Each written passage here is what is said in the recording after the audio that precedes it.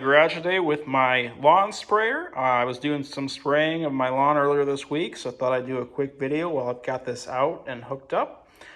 So this is a sprayer I got a couple years ago. It's a North Star brand from Northern Tool. It's got a 26-gallon tank. What it's actually meant to do out of the box is be strapped to the back of a four-wheeler. But I wanted to pull it with my garden tractor here, so I rigged up a chassis for it. Now, they do, of course, make pull-type sprayers. Even the North Star brand from Northern Tool makes their own line of pull-type sprayers. However, when I went to get this sprayer, they were completely out of stock for the pull-types for the season. So I just went with this one and rigged something up here to make it work. And it actually works pretty well with what I've done with it.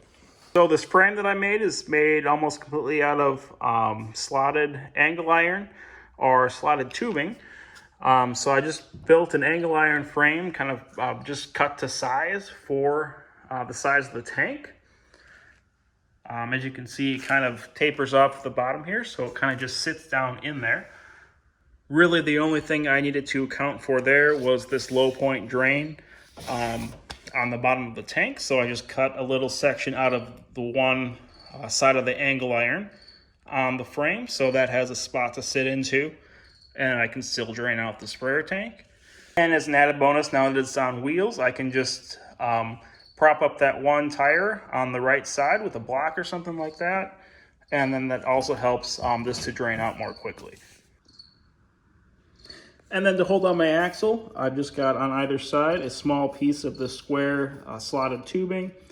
So that's bolted to the frame, and then through that there's a U-bolt that holds on this round pipe here.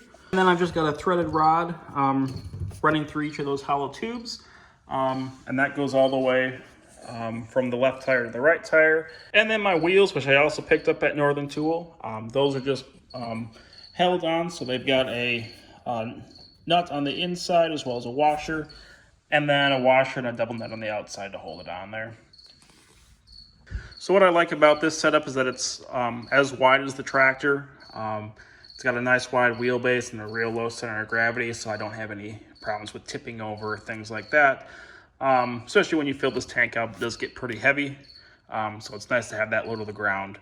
To keep the tank in place, I got this metal hanging strap, and I've got that running from the back of the frame all the way up to the front of the frame on both sides.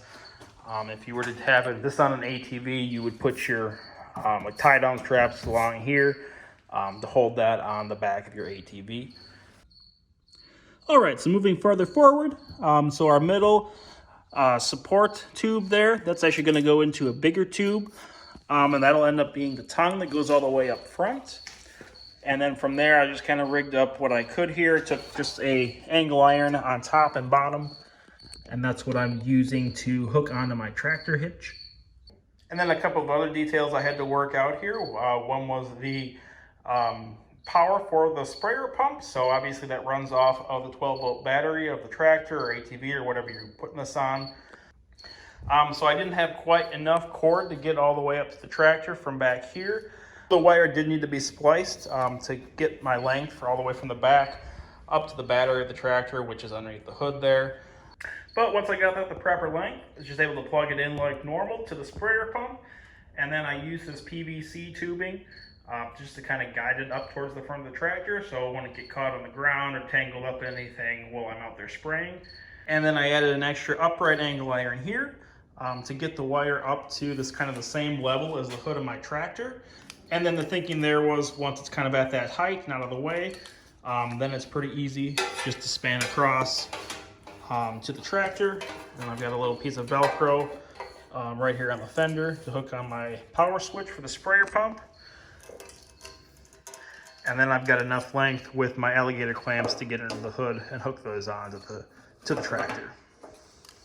So this model of sprayer comes with this boom in the back. So that's what you're going to be using when you're using it with your tractor or your ATV and just spraying as you're driving along.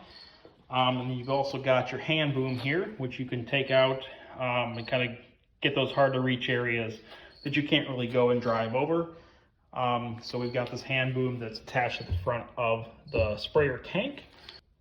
So really the only thing to figure out there So originally that hose for your hand boom, that was wound up right here on a little bracket that's screwed at the side of the poly tank.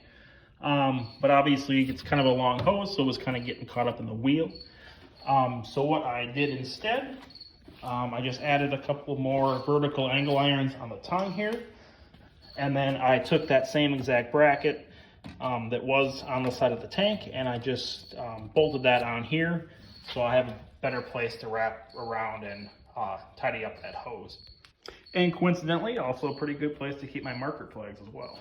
So this is something I've been using a couple of years now, and overall I'd say it's a pretty good and solid design. Like I said, I like the low center of gravity that the tank has. And again, obviously they do make pole type sprayers, which probably would have been my choice to go with if I would have been able to get one and it hadn't been in the middle of the pandemic and there's kind of uncertainty of when they'd be back in stock. So decided to go with this and make it work, and it ended up working pretty well.